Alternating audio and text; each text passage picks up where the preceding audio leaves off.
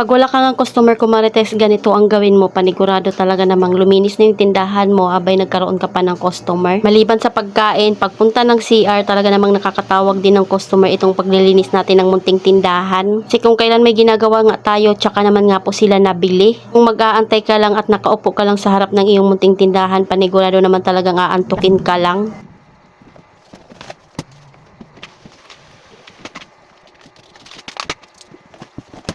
O diba at kakaumpisa ko palang maglinis abay may bumili na nga ng kalahating kilong bigas. Ang sa matapos ka sa iyong ginagawa panigurado may bibili sa'yo.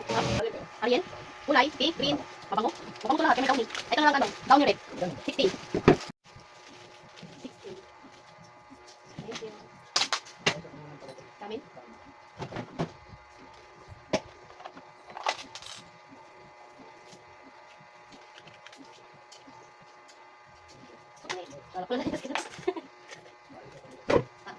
Thank you. Diba at tuloy-tuloy yung kanilang pagbili. Ayun lang yung kagandahan pag nakagupit na nga po yung iyong paninda ay panigurado tuloy-tuloy lang din yung pagbigay mo at hindi ka na nga masil maghanap ng gunting. Madalas ko nga itong ginagawa ko Marites ang maglinis nga po ng tindahan dahil mas maganda talaga maaliwalas lalo na nga po pag sa harapan. Dahil sa totoo lang yung tindahan mabilis talagang kumalat lalo na nga po kung hindi tayo yung madalas na ang nagbabantay. Umaga talaga ay si Kuya Zia nagbabantay at siya nga po yung ginigising ng papa niya. Tanghali na nga po ako gumigising dahil habang wala pa nga po siyang pasok siya na muna yung nagbabantay. Kaya ayan nagliligpit na nga po ako habang ako ang nandito.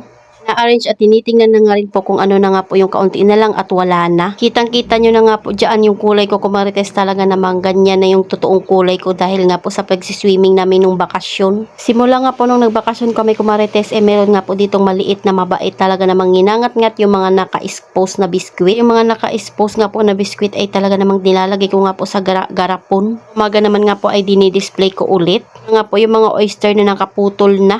Kaya ayan inaayos at dinidisplay ko na naman nga po sila. Kung nga rin po nalaman na yung creamy white ko nga po palang kape ay 3 piraso na lang. Yung Milo ko nga po ay kaunti na lang din. Kaya importante din talaga na naglilinis tayo ng tindahan para alam nga po natin yung wala na at kulang na.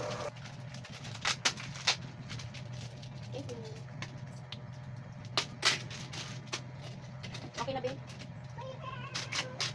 At dahil may nakita nga po ako 10 piso at 20 pesos, sinulog ko na nga po kaagad doon sa aming alkansya. Kung naman nga pong nilinisan at inayos dito ay dito sa mga toyuhan at pinorward ko na nga po yung mga kailangang i-forward. Bili nga rin po ako ng 2 plain nga po na mayonnaise dahil meron nga rin pong madalas naghahanap nito pero hindi nga pa ako bumibili ng madami.